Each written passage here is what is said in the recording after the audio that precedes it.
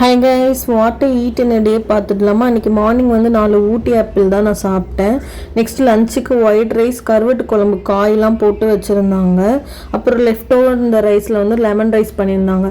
அன்றைக்கி ஒரு சூப்பரான லஞ்சை சாப்பிட்டு முடிச்சுட்டு டின்னருக்கு வந்து என்ன பண்ணேன்னா கோஸ் வித் எக்கு வச்சு சூப்பரான ஒரு டிஷ்ஷஸ் பண்ணிடலான்னு சொல்லிட்டு ஒரு பேனில் ஆயில் ஆட் பண்ணி கடுகு, ஜீரகம், வெங்காயம் இதெல்லாம் போட்டு நல்லா வதக்கிட்டு கட் பண்ணி வச்சுருக்க கோஸை சேர்த்துக்கலாம்.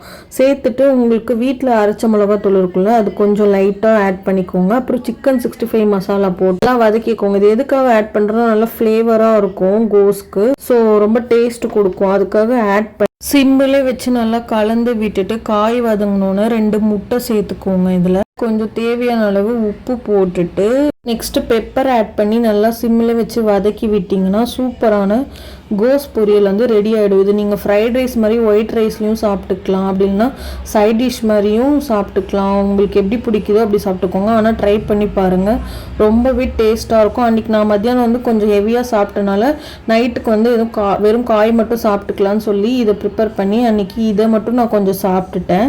எங்கள் அம்மா அப்பா வந்து அவங்க சைட் டிஷ்ஷாக யூஸ் பண்ணி குழம்புக்கு சைட் டிஷ்ஷாக வச்சுக்கிட்டாங்க. இந்த மாதிரி வீடியோஸ் பிடிச்சிருந்தா என் சேனலை சப்ஸ்கிரைப் பண்ணி சப்போர்ட் பண்ணுங்கள். தேங்க்ஸ் ஃபார் வாட்சிங்.